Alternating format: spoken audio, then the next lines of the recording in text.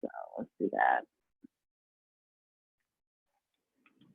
Okay, perfect. And then it's not mandatory that you guys have a video on. If you would like to turn your video on, I think it just helps so it doesn't look like we're just talking to ourselves.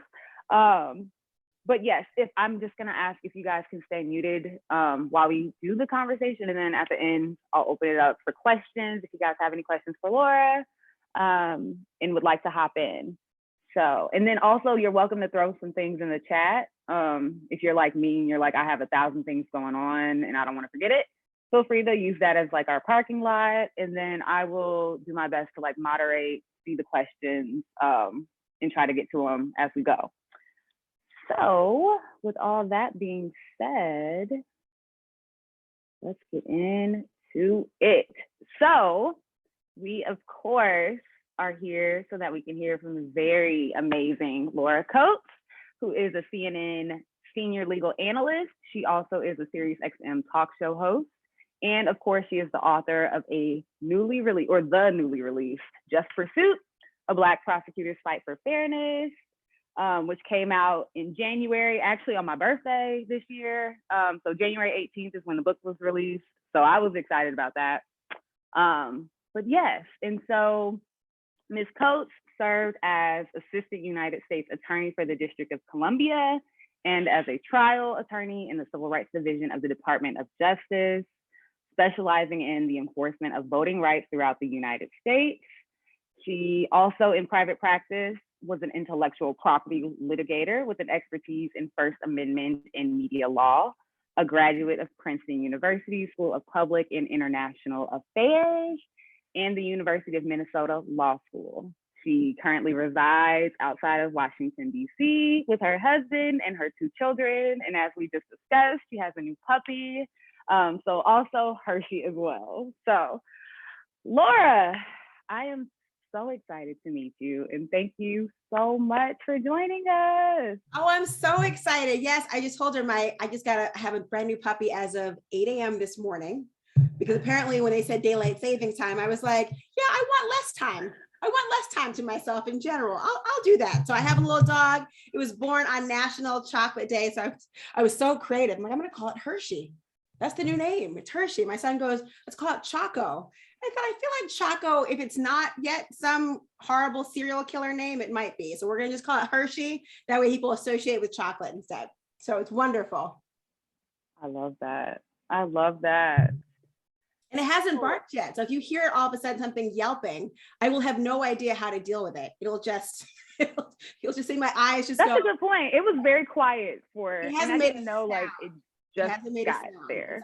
I think it's sleeping. My husband, who didn't want the dog, is like, of course, what happens? He said he didn't want the dog. And now the dog and him have not left each other's side. And they're hugging and talking and whispering. And I'm like, oh, so you did want the dog. Okay, sure. I love that. I feel like that's just the ones that are usually like, are the ones who are like right underneath the puppy or the cat or whatever it is, like immediately. And it's like, oh, you actually didn't want to say it, but now it's yours. Got it. I think he said, it's not that I didn't want the dog, Laura. It's that I didn't want more responsibility and I knew I would love it. So now I love it. Now I have more responsibility. And I said, fair enough. That's awareness. It's awareness. It's awareness. I was telling Corey earlier that every year we raise baby chicks around Easter, not chickens, just baby chicks. Then we send them back when they get anywhere near the size of something edible. I tend to write back. And so this year, I remember last year when we did it, my husband was very into these chickens. He had a camera set up. And at one point wakes up, he goes, excuse me, wake up. You think they're cold outside? And I'm like, are you joking? It's a chicken. No, it's where they live. But I had a nice home for it. So anyway, thank you for coming. Nice to see you all. I love that. You guys didn't know this is what you were getting into. I love it. No idea. It's kind of like the book. You didn't know what to expect, I'm sure. And so there you have it. Deeply personal and me. So there you go. Around the Way Girls. I love it. That's the brand. That is the brand.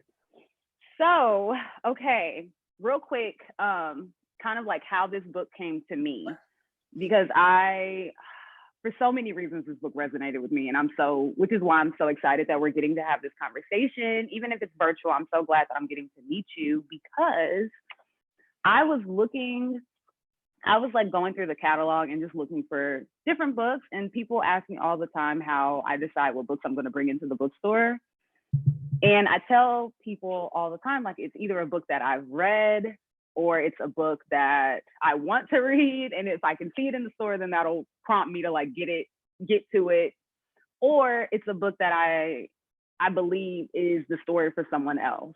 And so Just Pursuits literally checks all those boxes, because very personally, I had 3 career paths like in my mind. And like, it was going to be a hairstylist, a librarian, or a criminal defense attorney.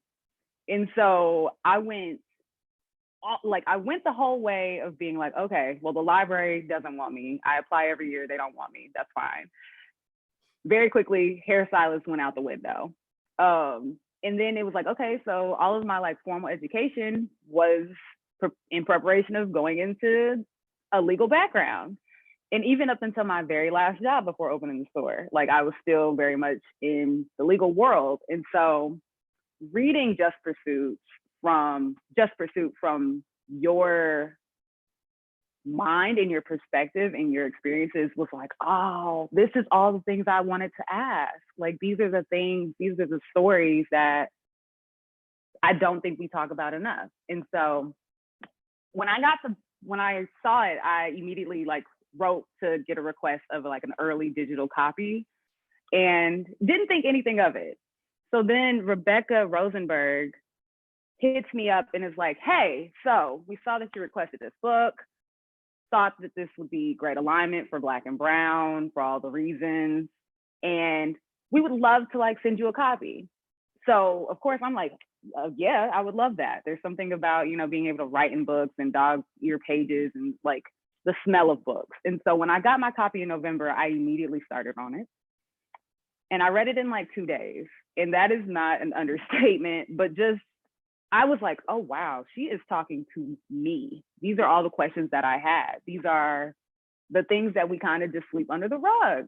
So I'm so interested in hearing your why. So very first question for you, why did you write this book? Well, I can say, first of all, it's a pleasure to be with you. And I'm so glad that Black and Brown Books is supporting it, and for all of you as well. And, I think it's not the book people expected me to write. I think the expectation when someone tells you, they're a lawyer and they're going to write a book, I mean, you might add it to your book list of things you want to read, but you're probably going to put it down thinking it's going to be a Supreme Court related case. You'll get the context of a particular thing, the history will be there, and maybe it'll be like a law school classroom. I do like those books and I did enjoy law school, but I was not interested in writing a book that was something that distanced you at this intellectual, esoteric way. I wanted people to, not just from my commentary and CNN and the work I do, to know what the law is and how it's interpreted. I wanted to know how the law feels and what the pursuit of justice really is. And so for me, it was equal parts catalyst and catharsis. On the one hand, I thought, these stories were pouring out of me because they were the ones that were keeping me up at night. They were the ones that I had the visceral reactions. I had the memories. They were ones that were very fresh in my mind, even after a time had gone by. And I had journaled throughout my time at the Justice Department, just as a bit of a, release and to compartmentalize. I thought you could get it on paper. And once you had it on paper, it left your mind. Now, not very, successful at doing that, because putting it down maybe made it even all the more real to me. And it was confirmed yet again. So when I wrote it, it was at a time when people were, talking about the summer of the racial reckoning, and there was an increase in officer involved killings. There was also greater discussions around justice reform, and people kept wanting to talk about justice reform like it was a destination, as opposed to really understanding what that pursuit can look like and how involved we all needed to be. So I wanted it to be a deeply personal narrative. And I thought the only thing that really compels me and keeps me intrigued in something is through storytelling. And I wanted people to be able to experience it vicariously on a journey ask the kinds of questions that I was asking, but to go through someone in particular, sort of the emotional flow chart of what it feels like to have a seat at the table and have battles of allegiance, challenging that at every step. Mm. So that also brings me to my next question of just asking, like, how did you, the stories that you chose to pick to put into the book, some of them are like personal stories of clients that you've dealt with. Some of them are just like situations that you witnessed in the courtroom that might not have necessarily been your client, but just still being in the courtroom and like being able to see these things happening. How did you pick the stories that went into the book? Because I know there's got to be many. So how did you choose the ones that made it? Wow, I mean, yes, the editing process of this book was really a narrowing down of this book. And I chose and curated particular stories because they were in the national zeitgeist and the conversation that people were really thinking about. Areas from what the Me Too movement looks like in the court of public opinion versus in an actual court of law, and what that feels like to people who are there. The idea of mistaken identity, the idea surrounding voting rights and what it's like in this so-called post-racial world, which we're not yet in. And all these notions was really thinking about what would resonate, not only personally, but what I thought would be able to be a part of the national conversation in a way that was productive. You know, I didn't write the book to self-aggrandize, and I don't. I tell the truth, even when you see the underbelly of decisions that I've made, and you probably have doubted or thought to yourself, I don't know that I would have made the same one, or maybe I would have. And what does that say about a person to have done so? But I wanted people to know the truth. And these stories tell the truth of the matter, even when they're unpleasant truths.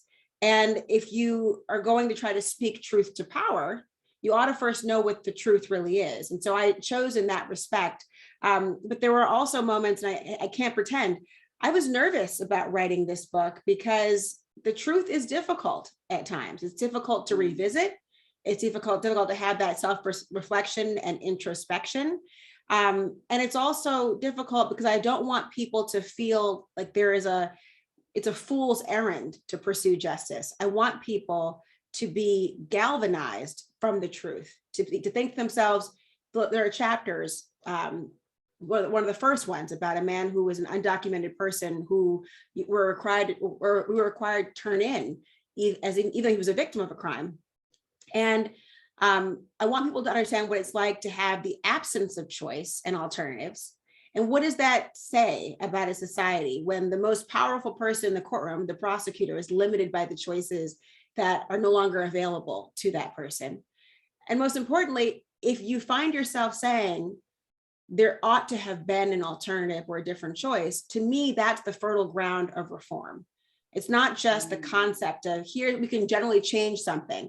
It's understanding that ecosystem. I think that these chapters really curate that in large respect of how and what to think about in these notions. But, you know, I'm very, very clear. I never want to assign opinions to people. I want you to form your own opinion. And in doing so, you've got to actually experience it and figure out what you would do, how it feels, and what at times it's like when the pursuit of justice creates injustices. That's where I think change happens. Ooh, that first story. I'm glad that you mentioned it. I'm glad you also I'm glad the strategy was to put a piece of that into the back matter as well, because I think it is something that we, again, just don't think about. And reading that first story, and I won't spoil it for other people. I know some of you all already have the book, but in case you guys have not started and or finished yet, I'll spare y'all because it's worth it.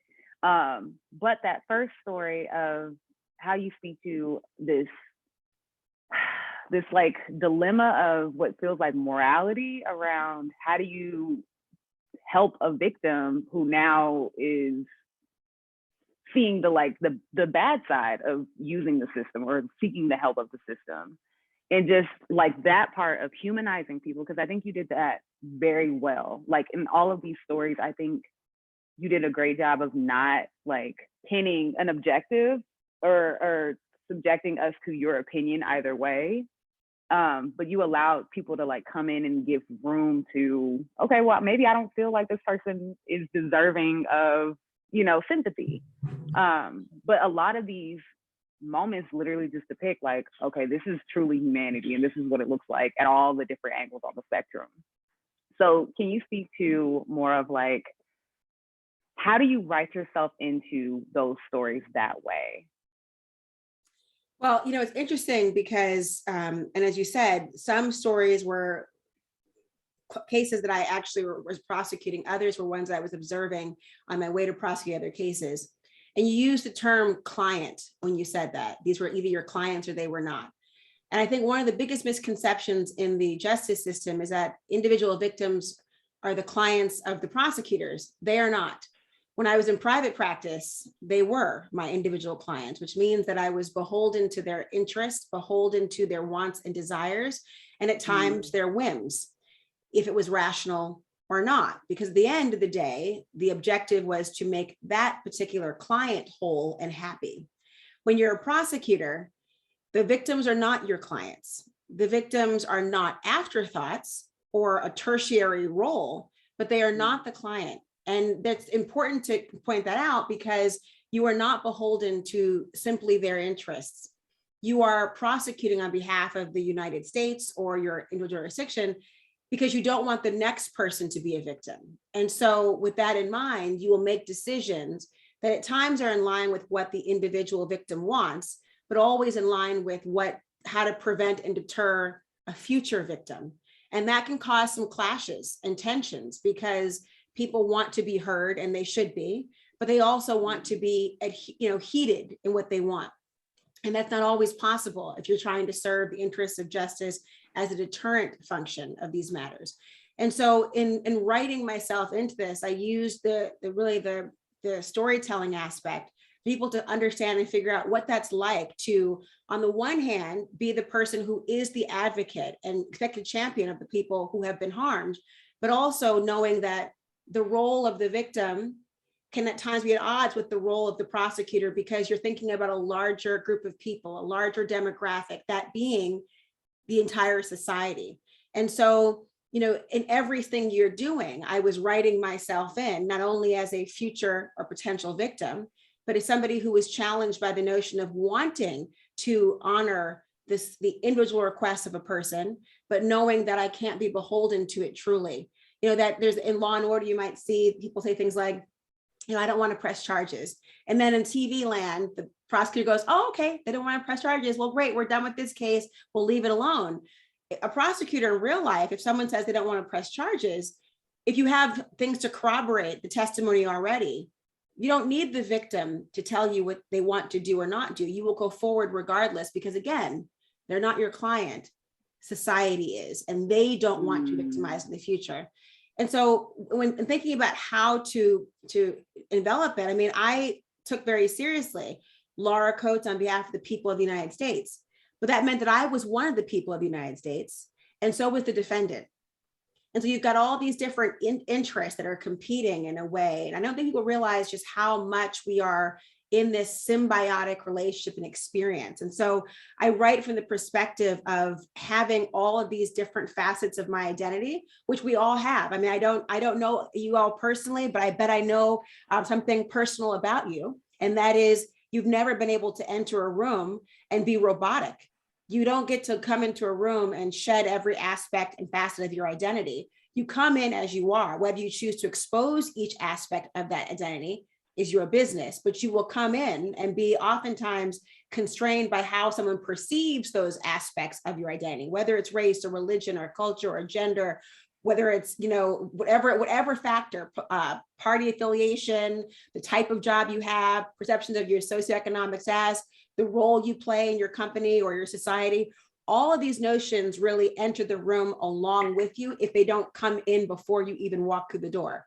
So for me, I just had to learn to be unapologetic about bringing all of those facets in and recognizing that at times they will be in direct competition, your lived experience versus the directives you have. And you mentioned that notion of morality at one point. I can't tell you how often my moral compass can point one direction and the orders I was given could point quite another, because society is trying to, with a very broad stroke, decide what the people think is okay and not okay to be a part of this social contract, right, of a democracy. And so there are times when these divert, but you see it all the time. I'm sure we're looking at the news or anything else, you probably say, well, that ought to be illegal. Well, that can't be right. That's wrong. That ought to be something. Surely that's this. And there's a chasm at times between what ought to be and what is. And trying to understand that middle ground is how we all are writing ourselves into the world, through our opinions, through our observations. We're all a part of that story of figuring out, how do you bring together what ought to be with what is? And I find storytelling most compelling in that area. That was so well said. That the literal, like the what should be versus like kind of what the moral compass that we all kind of have for each other is, that seems to be a very hard space to navigate. And it shows throughout the book as well, just like some of the like inward conversations that you're having around whether you believe it to be fair or not, but just dealing with the pressures of the things that are just in place and are bigger than us sometimes. So on a somewhat personal note, like how do you process that? Because there are moments that show like it might not have gone the way that you wanted, or us as the readers might have wanted it to. Yeah. So how do you deal with some of those pressures? As we all know, at times, there are no happy endings, or not the ending that you had hoped to write. At other times you can write your own stories and you can sort of navigate it. But I find, one of the things that was always very difficult for me, and continues to be something that personally I struggle with, is emotional distance from what is disturbing. On the one hand, I find that I need to have emotional space, and that's where people compartmentalize a great deal. And I do try to, arm myself with the armor so that certain things can't penetrate. However, I'm also very much an empath. And so I take on a lot of people's feelings and emotions, which means I have to be very precise and intentional about distancing myself from what's toxic. Now, the work I do makes that very difficult to distance. The turning of the television channel or closing the book or not looking in the court, whatever it is, isn't always possible. But it also complements what I also know, which is I don't think that I have a right, if you have a calling, to help those who don't have a voice. I don't think it's right to languish in your comfort zone just because you are uncomfortable with the prospect of feeling something. I think there's a responsibility, if you have a certain set of skills, whatever it might be, there's a responsibility for you to use what you have, do what you can, start where you are, at that Arthur Ashe quote that I love so much.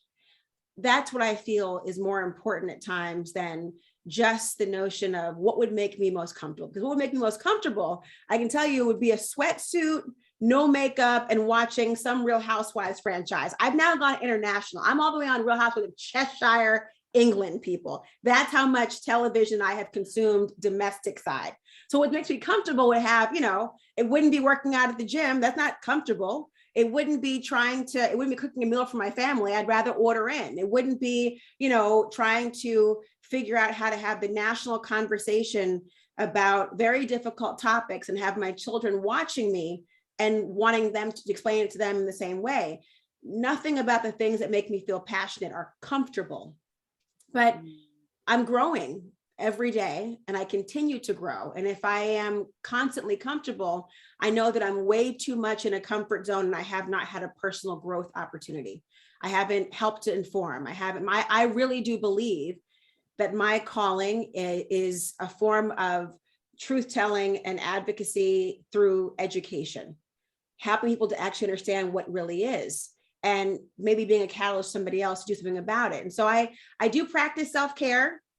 I certainly do. I try to carve out time. I am very selfish about the time I carve out. It's a learned behavior as a mom. I have mom guilt like everybody else. Of course, a year of distance learning really minimized that mom guilt. It was kind of like, oh, no. Mommy needs this time. Otherwise, there will be no happy moment today. So I do try to carve that out, and I'm very intentional about it. Like, this is what I need to recharge. I tell my kids, I'm on low. I need to recharge and replenish. Let me do that. And that means closing the door. That means just being myself, not having any responsible, and it's not a long period of time. I don't need much time to rejuvenate, but I take it. But I do that because otherwise I will be depleted. And if I'm depleted, then I have nothing to give, to follow in my calling. And then I will feel like I have failed. I don't feel successful personally unless I am putting one foot in front of the other in the direction of my dreams. And sometimes that just means getting up in the morning and going to bed at night and doing what I want in between. And for me, what I want to do in between is to help and to inform and to educate and to selfishly make it so that my children, who are only 7 and 9, by the time they're my age, which is 41, that they are not having these conversations still. And if I can get there, if I can put the training wheels on society, if I can potty train certain aspects of the things I hate, I will feel like I succeeded as a mother and a woman. This is how I need my Sundays to start every Sunday. So let me get a puppy, get a puppy, get some chickens. Okay, go to your local farm. Yes. Don't eat. I'm fresh gonna have eggs, to put that on the though. list. I don't do that. I don't eat the fresh eggs. Someone told me, like, oh, they taste so different. I agree. I'll buy them from the store. No, thank you. I'm not doing any of that fresh stuff like that. I'll grow some fruit. That's it. That's my kind of carrying on. That's my kind of carrying I'll go to a farmer's market, but I'm not. That's about it. I feel seen. So I'm so glad that you touched on the motherhood piece, because it's one, I would be remiss. I wouldn't be me if I didn't center Black women in just constantly conversations around womanhood as a whole. But specifically, as you write, we get these nice little tidbits and reminders of like the many hats that you're wearing at any given point in time. And so you reference throughout the book, sometimes if you're pregnant, when you're in these courtrooms and these spaces and dealing with some of these conversations. And so there's two stories that I'm gonna specifically pick out that like resonated with me for various reasons. But one of the stories in the book, the story is about a couple of mothers who have abused someone's child, and you at the time you're pregnant. And so you are spinning these stories about how you're in the courtroom and experiencing this part, but you're with child and kind of like saying like, wow, these are mothers that did this thing. And so I just want to know like how important it was for you to center that you were not only just a Black woman in these spaces, but you were also a mother at times. And then I'm also just very curious as to what it feels like to be this Black woman in this room. Well, the book primarily centers around the time that I had back-to-back children. They're about 18 months apart. And so I call them my little stair-step babies. So for a lot of the time at the Justice Department, I was pregnant and at that particular office. And so when I was writing this book, the reason I was journaling in part at the time is because I wanted my children to know what I was sort of figuratively carrying while I was literally carrying them. And I was somebody who really, when I was pregnant, thought I would go so far. I mean, I was somebody who's very healthy. I only drank water. I didn't want to think negative thoughts, I would say, because it would maybe get into my child's head. I mean, I was a little bit neurotic in these emotions. It certainly changed throughout the pregnancy, but I initially thought if I can write things down that I'm feeling, maybe I can get it out of my head and sort of out of release of my body and not have the toxicity of what I'm feeling. And so part of the reason I was thinking about this time was about that window. But I also remember, and this is why it was so intentional, motherhood really changed my approach to nearly everything about my life, right? It changed most things. I think at a time when we're professional women, we assume that there are times someone tells you to hide your pregnancy, don't announce that you're pregnant yet. It might interfere with your promotions. People might judge something. They may decide that and sort of impute characters that you don't actually have. Oh, she's late. Oh, she must be this because she's pregnant, whatever it is.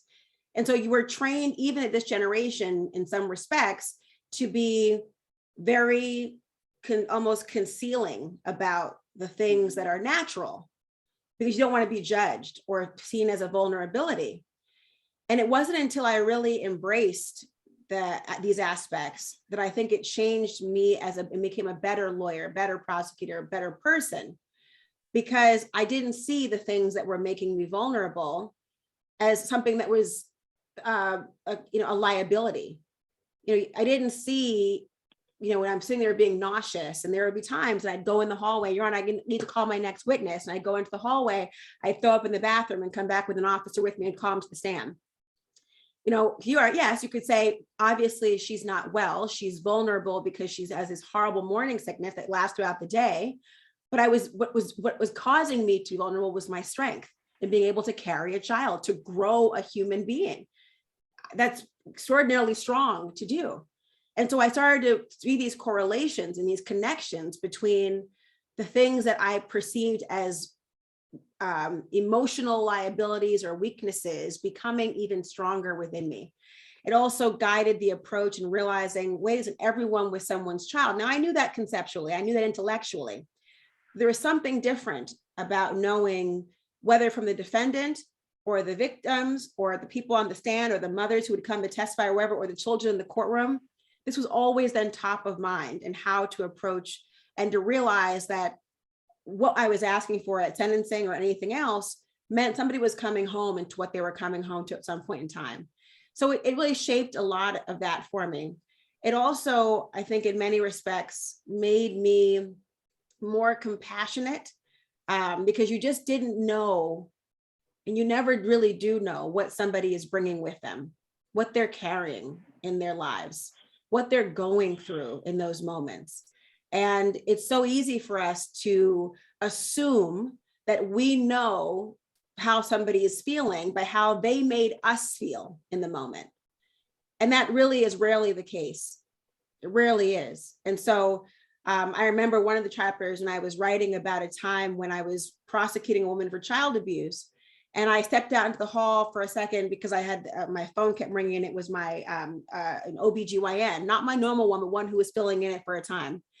And during that time, and I read about it in the book, how I told her I'm actually in a trial right now. Can I give you a call a little back? Oh, no, don't worry. But she perceived that I was a matter-of-fact woman, matter-of-fact person, and therefore thought that she could, morph her bedside manner into what she expected me to receive in that moment. And within a matter of a minute or so, says, oh, the blood work came back. There seems to be an issue. Don't worry. You're in time within the window to terminate your pregnancy, to abort. You'll be fine still. And in that moment, imagine you're in a hallway of a courtroom, wanting to run away, fly away if you could, just dissolve into the floor. And somebody just believing, oh, I think I know who you are because you've made me feel like, you're go, go, go, go, go. So I'm going to then return what I perceive you having. And therefore, just let you know, don't worry, you can still terminate your pregnancy. All the assumptions in that statement, all those moments of what it was, the idea of how oftentimes, and you mentioned as a Black woman, there is this stereotype about Black women that can be very complimentary to people, which is we're very strong, right? There's Black girl magic. We're so strong. We suffer no fools. And then people mistake that to mean that you never suffer. And that because you are strong or outwardly strong, that means that somebody would never be sensitive to a weakness. And so in that moment, she summed me up as to who she thought I was because of how I made her feel. And in response, she told me something so devastating. And I still had to go back into a courtroom and recognize that I was advocating on behalf of somebody else's child. and that mother had harmed that child. And so you just never really know what people are carrying. That chapter goes on to talk about the rest of it. And that little baby that we speak of is now 9 years old, healthy and strong, playing with my puppy upstairs now. And they'd gotten the tests wrong. They misread, or was there something wrong with the testing? It ultimately ended up not being the issue they thought it would be. But I say that in terms of how do I occupy that space? If I approached my life robotically, and allowed myself to compartmentalize away from feeling something, I would be less than I am. And I would probably treat people in turn just by the way they've made me feel, or how I think they're trying to make me feel. And I think motherhood just made me step out of that in a different way. And finally, I think it, in many respects, and I don't know how many of your mothers out there are not, but I think about how when your child falls down, they look at you to decide how to feel about it, right? They fall, they hurt, and you kind of go, you have to brace yourself so you don't just go, oh, right? Because if you go, you're crazy about it, then they think that they are going to have like their legs amputated in this moment. They really had a scrape on their calf. And so I've had to sort of train myself, knowing that my kids are so perceptive about what I'm thinking. And when I was, during the pandemic, I broadcast from home a lot. And so I have a home studio for television and radio. And so when I was doing commentary on different trials, especially the George Floyd killing, my children who were at home learning would be near my knee, looking up at me, talking. So here I am talking about what's going on, and I'm explaining what the different concepts are, et cetera. And my little boy says to me, Mommy, I heard you say that George Floyd called for his mommy when that happened. Would you come for me if that were me? So my little boy saw himself in the man dying on the ground, not in anyone else, but the man dying on the ground. And just as my children look and perceive the slightest nuances of your facial expressions to confirm truth or to smell not truth, in that moment, I had to explain something through storytelling in a way that would resonate with this child's mind, but prepare him for manhood as well. And that's something, that sort of multitasking that moms are often known for, being at the one hand to discipline and nurture, to shield and protect, and also to throw out of the nest. That multitasking has really enhanced my abilities in the work I do now through storytelling, because I know you guys know children can sense even a slight level of inauthenticity. So it keeps me honest, but it doesn't make it easy. It goes back to that comfort zone we spoke about, right? The idea of motherhood's not easy, life isn't easy, but it will get better if you go through the fire. That, I loved all of that. I needed all of that. And although we talked about it, like I'm not a mother, I have a rabbit, I'm a rabbit mom. But I'm also reading a book right now, and I had to kind of like mirror those like instances, because I'm reading this other book that is a novel, and it's very much centered around a woman that has it all together, but she's like going through motherhood for the first time. And she's in the public eye. So she's weighing the decision of like, do I tell people that I'm pregnant? Do I hide it as long as I can? And I think just having those conversations with other women, mothers or not, of just like, that is very much a part of our storylines. Oftentimes, like we have to consider, like, do I show up as my whole self?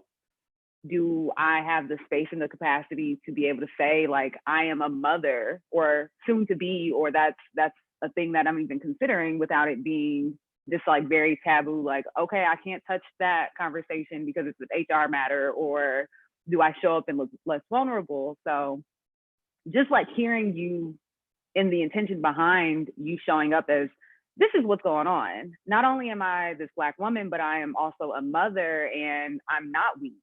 And I'm also not just feeling like this strong Black woman syndrome of nothing hurts me, nothing can shatter, nothing won't faze me. Because that when I read that passage, I was like, wow, that is a very blatant way to tell someone something like that, no matter what you imagine the response to be. But for you to deliver that kind of news that way felt so, it felt so brash. And I'm not even someone in that situation, but to imagine you kind of just dumped this all on me and I'm supposed to just like grin and bear it.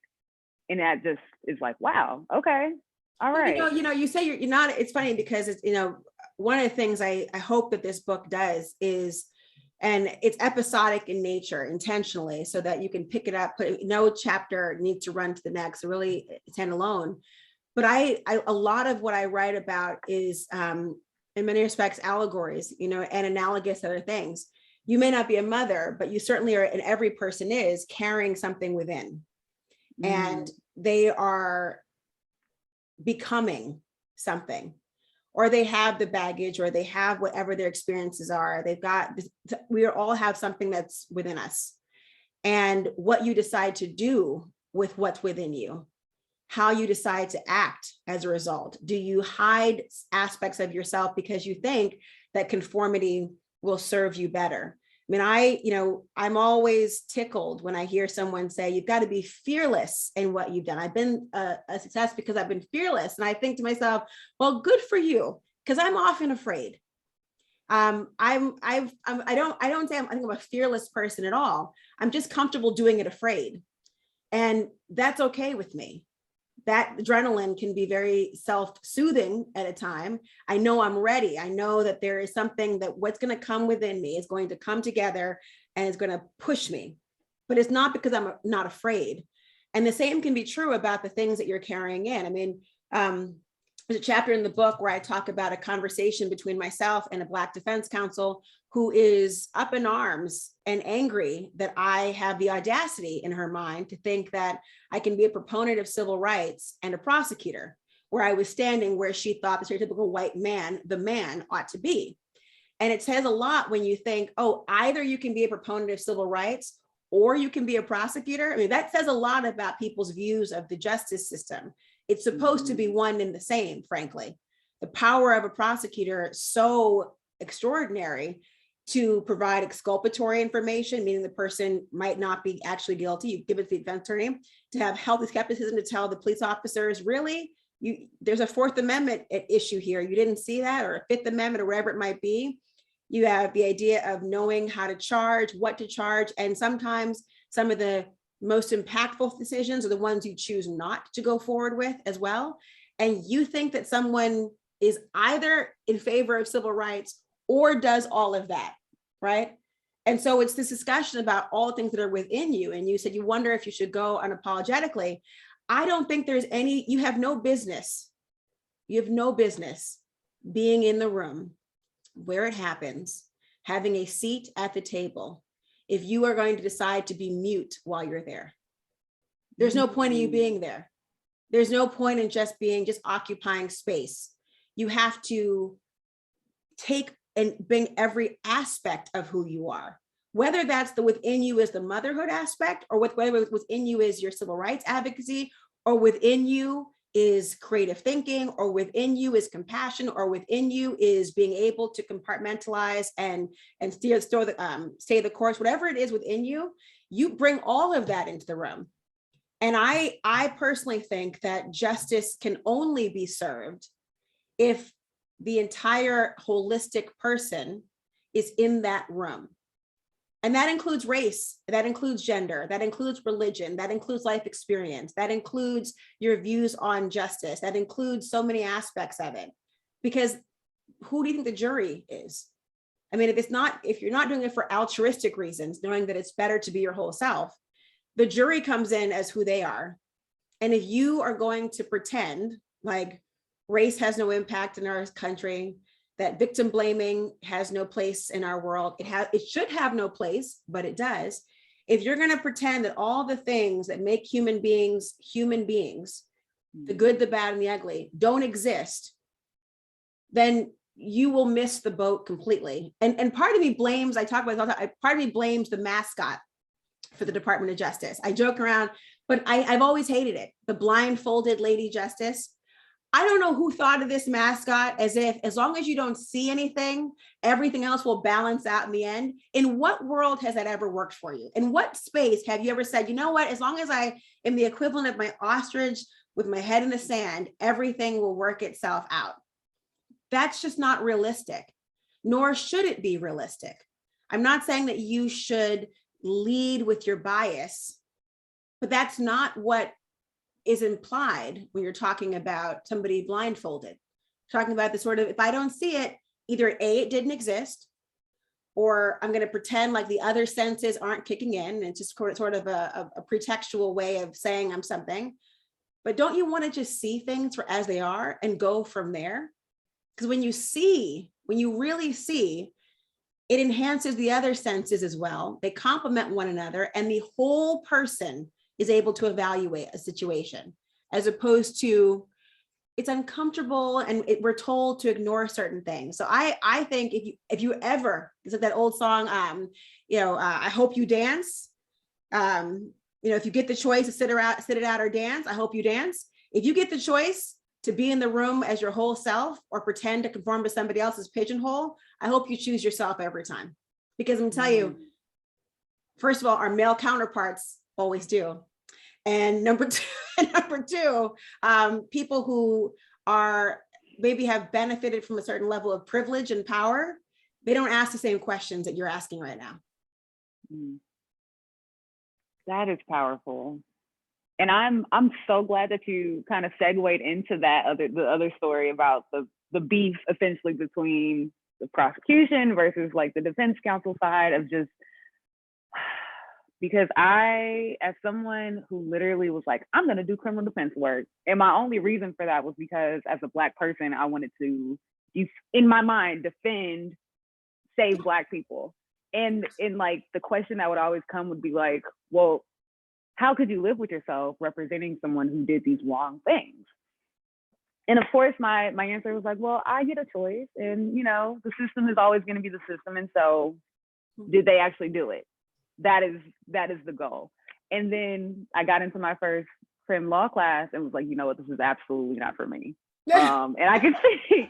So I'm so glad that you touched on that, because I do see that as something that is real. And when we talk about the different sides of the matter of like, oh, you are a Black person, therefore this is how you must show up in this space, as opposed to the other side of whatever we determined to say, like, this is not for us and this is not saving us.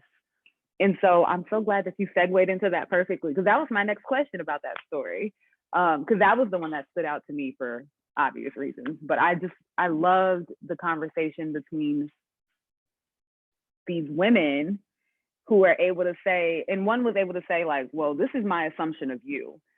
And I love that you are unapologetic, and even in your writing, and I don't know you, and the readers don't get the chance to say like, oh, I know Laura.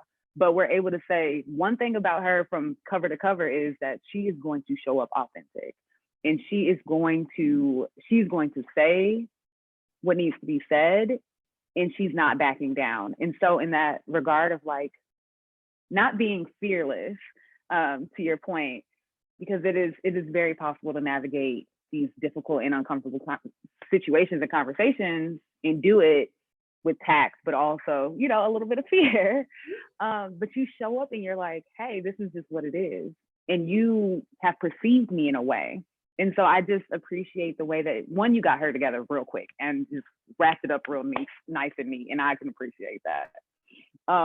Well, funny, also, she'll probably say, I got Laura together real quick. That's the irony of these conversations sometimes, that both, I think we just as both sides and believe we had the right seat at the table, I don't know how you win that argument. What you described, and I think we were all seeing a preview. In about 2 weeks, we're going to have this, we're coming soon, the confirmation hearings of Judge Ketanji Brown Jackson, who I'm sure you can understand as somebody who is a federal public defender is going to be tasked with having to justify some of the things that you have articulated today. And one of the most infamous talking points, just as prosecutors, as a Black woman, I often was asked about what was perceived as a betrayal to Black and Brown community members, because I was prosecuting Black and Brown people overwhelmingly in Washington, D.C., because frankly, that was who the police officers were arresting. Even though my victims were overwhelmingly Black and Brown, there was a hierarchy of respect depending in terms of who they thought required the more loyalty. And I'm always a little bit,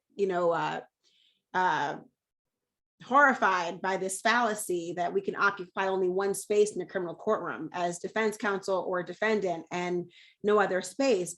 But you can imagine the talking point is that somebody who is pro-defense is somebody who is seen as soft on crime. And in my experience, I've always had a great deal of reverence and respect for defense attorneys, as they ought to as well for prosecutors, because we have a symbiotic and complementary relationship. Neither a prosecutor or a defense attorney is soft on crime, but both ought to be hard on injustice. And so I think it's really important, and we're going to see from the confirmation hearings how this plays out. And it's something we can look at in the last couple of years. I'll be curious to see the experience of the Vice President Kamala Harris, who on the campaign trail often had to justify being a prosecutor, often had to justify what that meant for Black and Brown communities, even though as a prosecutor, and looking at, of course, the umbrella chart of the federal government, the president is the head of the executive branch of government whose job it is to enforce the law.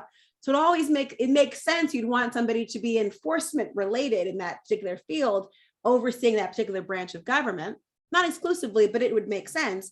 But I'm curious to see how she had to justify what she did compared to what the Supreme Court nominee, Judge Ketanji Brown Jackson, will have to be asked about in the same realm. And I suspect we'll get the connective tissue pretty early on as to what the attacks are, but it's going to be a overwhelming conversation in the sense of what we really as a society view the role of our justice system as being, and our judiciary as well, because much like a prosecutor ought not to approach, and I could not, in a robotic way where the robe, figurative or literal, cloaks your identity. I don't want that from a judge either. I hope they come in as a whole person, because there are whole people who are relying on their decisions. Well said. Well said. And that's such a good point too. And we are coming up on almost the conclusion of the time. So I want to be a good steward of everyone's time. I know it's Sunday morning. We lost the hour. So I'm going to go ahead and end my questions, but there is a question in the chat. And so I wanted to pose it to you while we still have some time. And so it is as reads. What are your thoughts on the school to prison pipeline and or the critical race theory hysteria? And what changes would you like to see in the education system, including as a parent and also as a legal expert? Well, it's funny because when I hear people complaining about critical race theory, I just remember that course as being history when I was a kid. So I'm curious, will spelling be an issue at some point? I wonder if Fayed will be an issue at some point, or English. I'm curious as to what other things will be on the chopping block, because I think that it's imperative, obviously, from how I write and what I think, that truth telling is critical in a form of activism. I'm not sure why you would shield the truth and hope that history would not repeat itself. Particularly in the areas of race, I don't know why that's the one area where people feel as though if you teach the comprehensive history, that there will be the assumption of guilt by those who historically, because of race, had more power. I remember learning about what happened in terms of the women's suffrage movement. I don't remember men being angry about that discussion. I don't remember men in my classrooms, whether it was grade school, high school, college, law school. I don't remember men thinking, please, we can't talk about the women's suffrage movement, because then you're blaming men as if we don't believe in democracy. There was some ability to distinguish that. So I think race should be very similar. As it relates to The idea of the prison, school to prison pipeline, I am sympathetic in respects to the way in which police officers are viewed as a panacea, as if they are going to solve every problem. I've had officers who have been called, the 911 dispatcher to go make sure a kid puts on a school uniform. That's not what we want our officers to be doing. But if we have these philosophies about police officers being the jack of all trades without training them to do so, without having the tools, the equipment, anything else to do so, then we're going to continue to have this prison, school to prison pipeline, because we have things that are disciplinary in nature, or things that are supposed to not be within the realm of law enforcement, being treated as criminal behavior. And it sets children up for failure. It sets the officers up for failure. It sets our country up for failure. We ought to be more nimble in the way we're able to approach discipline and think more broadly about these issues, and not use officers or our prison system as a crutch for failed sociological issues as well. So I think that the prison pipeline will continue until we think of punishment as less seductive and more productive. And if we think of it as productive, we'll think of other ways and alternative ways to deal with issues that should never be in the criminal justice and criminal courtroom scenario. In terms of the, there's one about education system. My thoughts on education are the same, I hope, as others, which is, I want you to educate and teach. I want you to tell everything and allow people to have their opinions. I don't want you to steer. There's that phrase, you can lead a horse to water, but can't make it drink. Too often, I think that people believe that you should assign an opinion. They have to be formed. And that requires all the information to be in front of the child, student, whatever it is.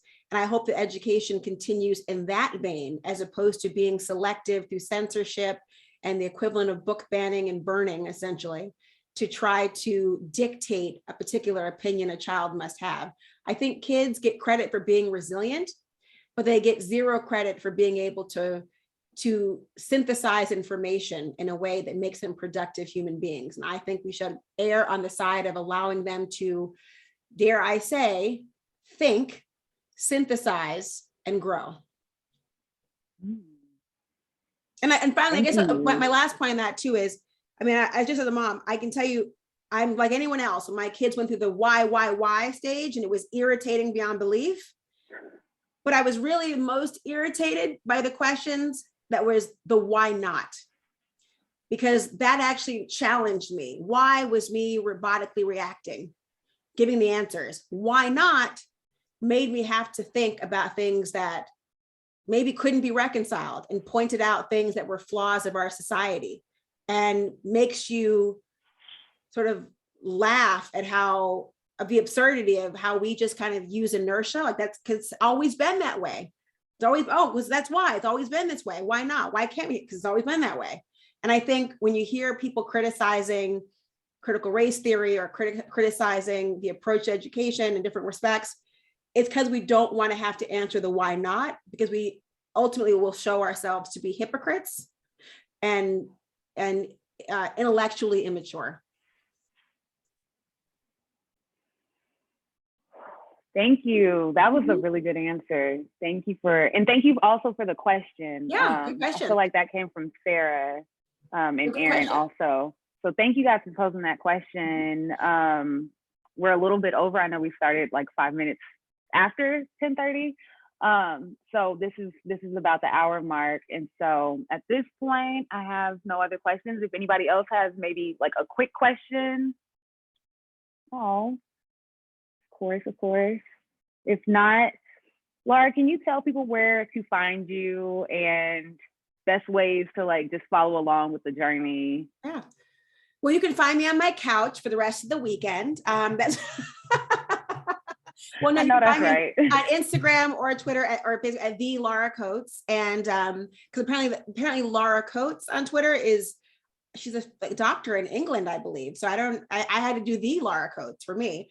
And but so you can follow that. And the book is called Just Pursuit. It's available everywhere. There's also an audio book if you haven't read it. And unfortunately for you, it's yours truly, my voice doing the audio book, which was a lot of fun to do. But it was you'll hear me throughout it, but it's interesting.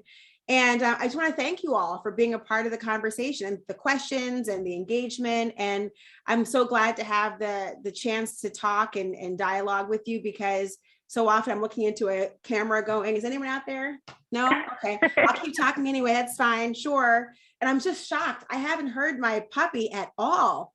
This dog is from the gods. That's what's happening. Either that, or I'm going to go upstairs and I'm going to find every shoe destroyed. And then you can find me at the neighborhood animal shelter where I say, how do I help this dog that I've just adopted never chew my shoe again? You told me there were classes here, right? So that's where I'll be. Love it, love it, love it. So yes, if you guys don't have copies already, please feel free to order online or come into the store. Do you have a copy of Just Pursuit by you, Laura? Yeah. Okay, can we do a quick picture? Sure. I'm getting better at capturing the moment. So can we do a quick picture real quick? Okay, let's see. Oh, all right. I'm going to, okay, so I'll count it down. Okay. So 3, 2, 1. Yay, we got it. Cool. Okay. So thank you guys again for coming. I know we got lost hours, so I'm really excited because technically we're really up at like 9:30. Daylight savings did not hit me that that's what was going to happen today until the post. I was like, oh, that's true. We are losing an hour this time around. So I'm so glad that we were able to have this conversation. Thank you all for joining. Thank you.